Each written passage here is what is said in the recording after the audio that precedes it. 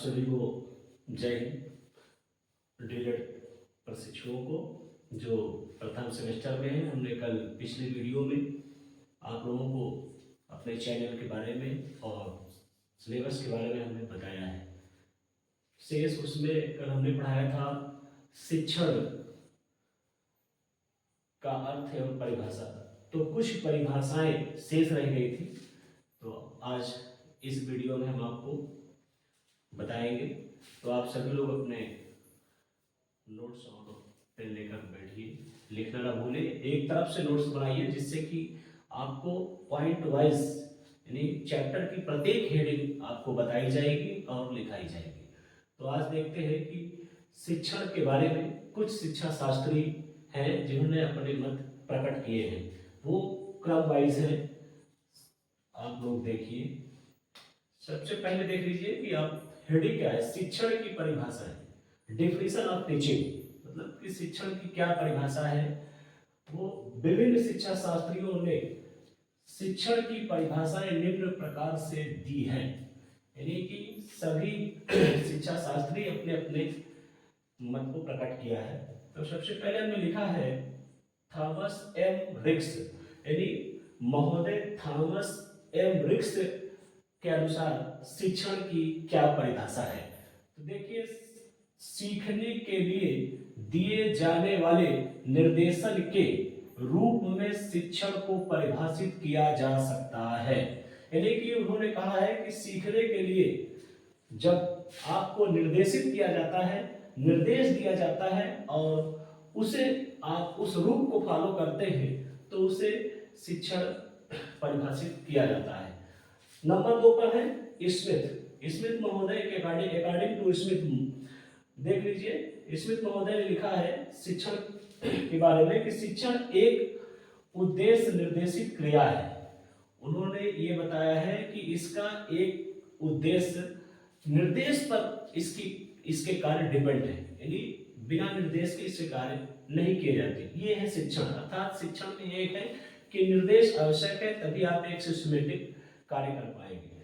फिर अगला है जेम्स एम थाइन महोदय ने शिक्षण के बारे में दिया है कि समस्त शिक्षण का अर्थ है सीखने में वृद्धि करना। समस्त शिक्षण का अर्थ है सीखने में वृद्धि करना। तो आप लोग नोट करना ना भूलें, आप लोग नोट करते रहिए, ये साफ साफ दिखाई दे रहा है, इसलिए पहले लिख लेते हैं कि आपका भी समय बच जाए और हमारा भी, क्योंकि डाटा बहुत इंपॉर्टेंट है, इसलिए पहले ही लिख लेते हैं। आपका भी डाटा बचेगा और हमारा चैनल का भी। तो आप लोग देखिए, अगले हैं चौथे नंबर पर केपी पांडे महोदय ने शिक्षण में क्या अपना विचार प्रकट किया है। ये थोड़ा लंबा है, इनका 2 लाइन का है। शिक्षण एक प्रभाव निर्देशित क्रिया है, यह एक विशिष्ट विषय वस्तु के संरचना सहित सीखने वाले पर प्रभाव डालता है। यानी केपी पांडे महोदय ने शिक्षण को बताया है कि एक प्रभावशील निर्देशित क्रिया है, यानी कि इसका प्रभाव पड़ता है। अगर आप ऐसे शिक्षण पर निर्देशित करते हैं जिसमें इसका प्रभाव पड़ता है, तो यह एक विशिष्ट विषय वस्तु की संरचना सहित सीखने वाले पर प्रभाव डालता है। यानी कि जिस विषय पर आपको निर्देशित किया गया है उसका प्रभाव, उस विषय का प्रभाव, उस टॉपिक का प्रभाव आप पर पड़ेगा।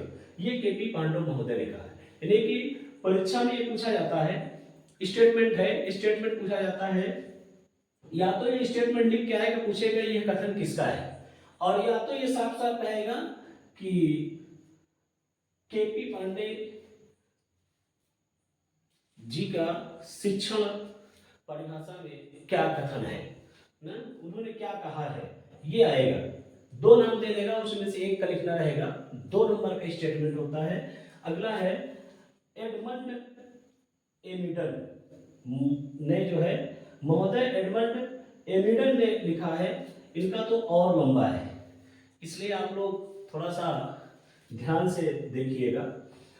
शिक्षण एक अंतः प्रक्रिया है जिसमें मुख्यतः कक्षा वार्ता होती है, जो शिक्षक और छात्रों के मध्य कुछ परिभाषित की जा सकने वाली क्रियाओं के मध्य से घटित होती है। यानी इन्होंने कहा है, एडमंड एडविन महोदय ने कहा है कि शिक्षण एक अंतः प्रक्रिया है जिसमें मुख्यतः कक्षा वार्ता होती है। यानी कि उन्होंने कहा कि ये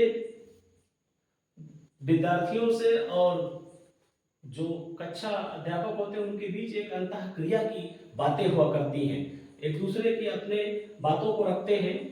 तो जो शिक्षक और छात्रों के मध्य यानी दोनों के बीच कुछ परिभाषित की जा सकने वाली क्रियाएं के मध्य से घटित होती है। यानी कि दोनों कुछ ऐसा पूछते हैं विद्यार्थी कि जिससे अध्यापक पर भी इसका प्रेशर पड़ता है कि कैसे इनको निर्देशित किया जाए, क्योंकि जब आप ट्रेनिंग में होते हैं, क्लास में होते हैं, तब तक धीरे में बड़े हो चुके होते हैं। तो इसलिए कुछ ऐसे क्वेश्चन कर देते हैं कि जिससे कि दोनों के मध्य ये अंतः क्रिया का होना, उसको समझाना। तो एक बात और याद रखिएगा कि एडमिन महोदय ने ही बताया है कि शिक्षा में 3 केंद्र बिंदु माने गए हैं। ये वीडियो हम आपको 3 केंद्र बिंदु वाला अगली वीडियो में हम आपको देंगे।